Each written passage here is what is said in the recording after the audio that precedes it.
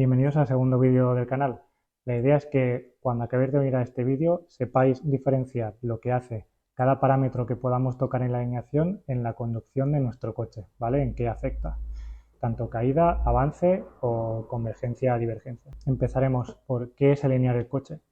Cuando buscamos alinear un coche de serie, lo que se busca es un desgaste uniforme del neumático, una conducción lo más segura posible y una eficiencia dentro de lo que se permita. Pero cuando hablamos de un setup de alineación más de competición, no buscamos eso, aunque bueno, indirectamente, pues obviamente buscamos que el neumático trabaje bien, etcétera. En este vídeo nos basaremos a hablar de la alineación, pero enfocada más a un uso deportivo o incluso circuito. La alineación, recalcar que es lo último a tocar cuando ya tenemos el setup del coche definitivo, es decir, la suspensión que queramos, medidas de ruedas, de neumáticos y llantas, incluso aerodinámica que si llevamos que puede afectar al tipo de alineación que queramos. Vamos a pensar que todo ese apartado primero ya lo tenemos resuelto y con la alineación queremos perfilar un poco más, acabar de moldear a nuestro estilo de conducción el coche o incluso a un circuito en concreto. En este vídeo vamos a hablar mucho de dos conceptos, de sobreviraje y subviraje. Antes de empezar, por si a alguno no le queda claro, a veces cuesta acordarse de qué es cada cosa, lo vamos a explicar un poquito. El subviraje. Subviraje es cuando tenemos menos adherencia en el eje delantero que en el trasero. Es decir, el coche morrearía, aunque no significa que el coche subvire, visualmente el coche se esté yendo recto de morro, ¿vale? A veces puede ser muy sutil. Para acordarnos un poquito, subviraje lo asociaremos sub con menos, por lo tanto el coche gira menos, no llegaría a dar la curva, por eso morrea, ¿vale? Sobreviraje es todo lo opuesto, cuando tenemos menos grip en el eje trasero que en el delantero. O sea, el coche giraría demasiado, sería un derrape. Para acordarnos lo mismo, sobreviraje, sobre, diríamos que es más, por lo tanto el coche gira más, derrapa. Otro tema también, en este vídeo solo hablaremos exclusivamente de la alineación. Daremos por hecho que todo lo demás del setup ya está perfecto, las presiones del neumático llevamos las perfectas, las que tocan, así que nos centraremos solo en hablar de la alineación, ¿de acuerdo? Empezaremos por la caída, suele ser lo más visual y lo que más se puede llegar a notar con una alineación. ¿Qué es la caída? La caída sería esta inclinación que tiene el neumático, si hiciéramos una línea vertical y hacia arriba, esta inclinación sería los grados de caída que tiene el neumático, ¿de acuerdo?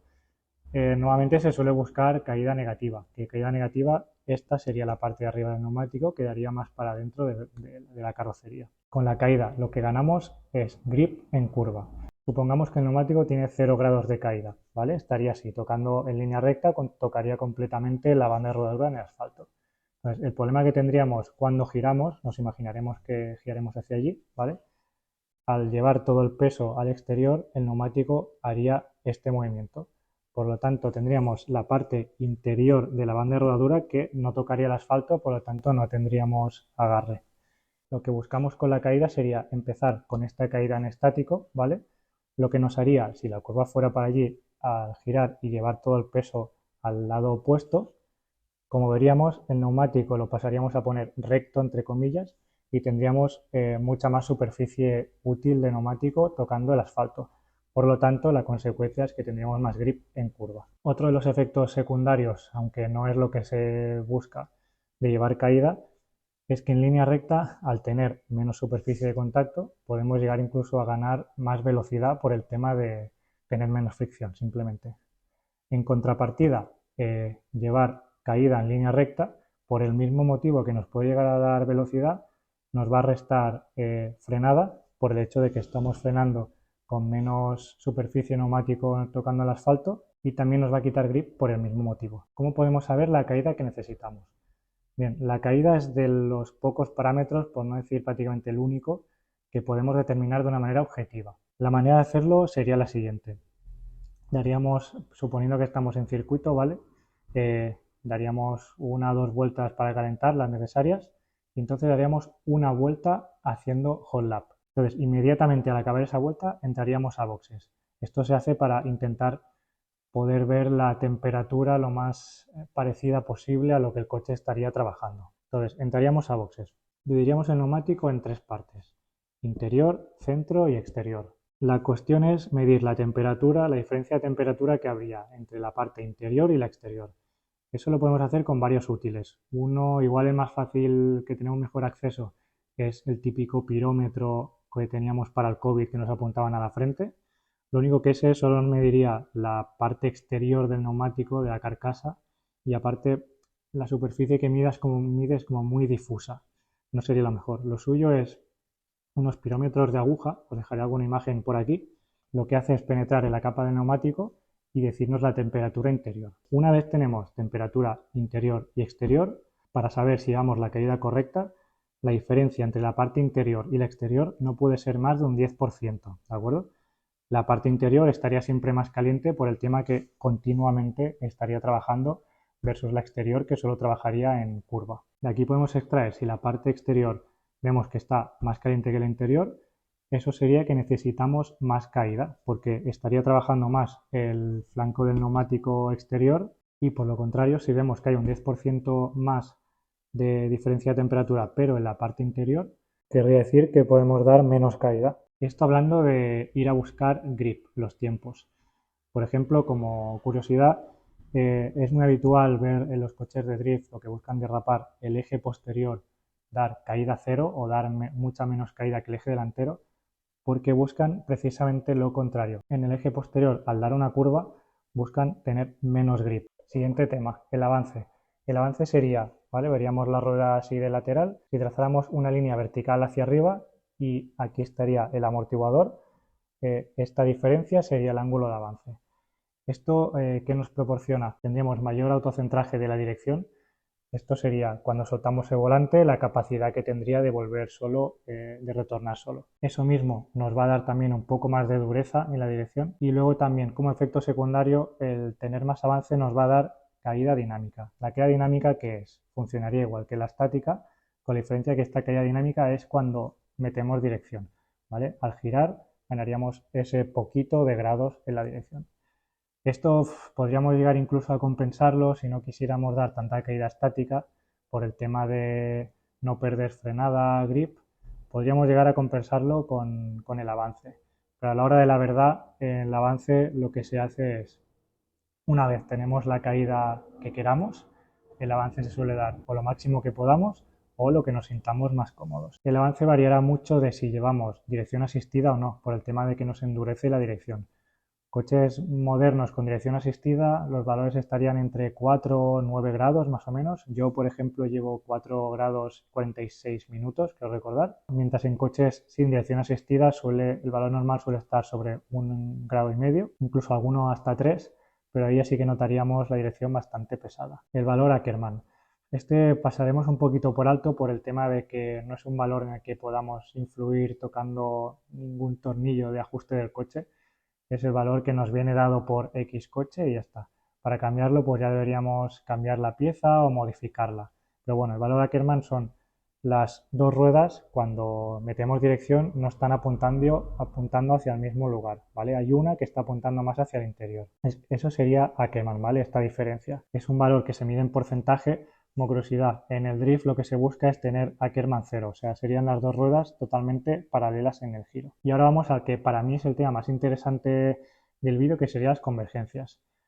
¿Por qué digo esto? Porque es el que mayor desconocimiento hay. Yo mismo, hasta hacer el vídeo, me ha ido bien pues para informarme y aclararme algunas dudas que tenía. La convergencia también se llama TOE in o out.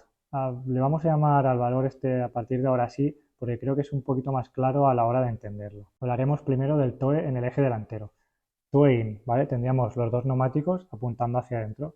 Esto que nos dará el coche tiende a ir en línea recta, ¿vale? Por el tema de que los neumáticos se quieren cruzar. Entonces, esto nos dará una respuesta del input de volante un poquito más lenta. Esto, a la hora de entrar en una curva, nos daría que hasta el vértice de la curva tendríamos subviraje. Esto es muy sutil, no es que el coche morree, pero bueno, hasta el vértice de la curva tendríamos subviraje. Esto porque las dos ruedas estarían apuntando hacia adentro. El primer input de volante hacia el vértice, la rueda interior no la tendríamos cargada, digamos, apuntando hacia la curva. Entonces tendríamos que vencer esa dirección, ¿vale? Para poder entrar a la curva. Deberíamos meter un poco más de volante. Mientras que una vez llegamos al vértice, tendríamos ya el peso todo en la rueda exterior y esa salida de curva sería mejor por el tema que la rueda exterior ya sí que estaría apuntando perfectamente hacia la salida. Por lo tanto, no tendríamos que meter tanto volante. Lo llamaremos sobreviraje. En cambio, toe out, pues todo lo contrario. Toe out, las ruedas están mirando hacia afuera. Eso quiere decir, al mínimo input de volante, tenemos las dos ruedas preparadas para girar, por lo tanto, será mucho más delicado. Eso que nos proporciona en la entrada curva, tendremos una entrada muy directa, tendremos que meter poco volante porque la rueda interior ya la tenemos cargada hacia adentro, para entendernos. Entonces, la primera entrada hacia el vértice será mucho más directa. En cambio, una vez llegamos al vértice y tenemos todo el peso en la rueda exterior, en este momento la rueda exterior no está apuntando hacia la salida de curva. Entonces, tendremos que vencer esa dirección metiendo un poquito más de volante para que apunte correctamente. A la hora de la verdad, en muchas preparaciones se suele poner delante paralelo a cero. ¿Eso por qué es? Porque tanto toe in como toe out son cosas ya muy sutiles de ir a perfilar la conducción. Cuesta llegar a entender qué es lo que queremos que haga exactamente. Lo que se hace es poner en paralelo. De esta manera tenemos la misma entrada que salida de curva y lo hace un poquito más fácil a la hora de conducir. También tener en cuenta que si nos pasamos dando convergencias, el neumático, claro, como estaría girado en el sentido de la marcha, estaría siempre trabajando un poquito. Esto haría tanto que se pudiera desgastar más, sobrecalentar más y como efecto secundario también nos restaría un poquito de velocidad. Como curiosidad, en copas monomarca muchas veces se suele poner paralelo tanto delante como detrás, porque priorizan no tener esa pérdida de 2 km por hora en punta, por el hecho de que todos van exactamente igual y ahí sí que lo valoran y muchísimo. El toe en el eje posterior. Aquí tenemos la diferencia con el de delante, que las ruedas no tienen dirección, o sea, no podemos girar. Entonces la cosa va un poquito diferente. Cuando empezamos por el toe out, ¿vale? Como antes, las ruedas están apuntando hacia afuera. Entonces, cuando hagamos una curva, la rueda tiende a irse hacia afuera, ¿no? Pues entonces lo que haría es el culo tiende a avanzarse, por lo tanto derraparía. Mientras que toe in, pues haría todo lo contrario. Las ruedas hacia adentro, lo que nos daría es un poquito más de tracción. Cuando queremos un coche de grip, buscamos más bien el efecto que nos da el toe in que toe out. Mientras que el toe out sería un poquito más para la gente que busca hacer drift. Bueno, hasta aquí el vídeo de alineaciones. Mi intención no era tanto daros un valor en concreto para alinear el coche, básicamente porque cada coche va totalmente diferente, hay diferentes geometrías de suspensiones, diferentes setups de coche, neumáticos, etcétera. Es entender un poquito como norma general qué hace cada parámetro y a partir de ahí, pues que cada uno sepa a la hora de buscar una cosa u otra en su coche, qué valor es el que debería retocar y qué influye en ello. En la descripción os dejaré los valores de la alineación que llevo en mi coche y me gustaría que para que podamos aprender un poquito todos, en los comentarios me dejarais qué alineaciones lleváis en vuestros coches, poner el modelo de coche y vuestra alineación, ¿vale? Tanto caída, avance y convergencias. Así pues, si alguno lo ve y está un poquito perdido, que no sabe por dónde empezar, pues sería un buen punto. Bueno, agradecer también a mi amigo Guillem, que es el que me ha ayudado, me ha hecho la clase privada para poder explicaros todo esto. Y nada, ahora sí, muchas gracias por el apoyo del primer vídeo, la verdad estoy bastante contento con el resultado. Y nada, esperamos que el siguiente ya sea el swap.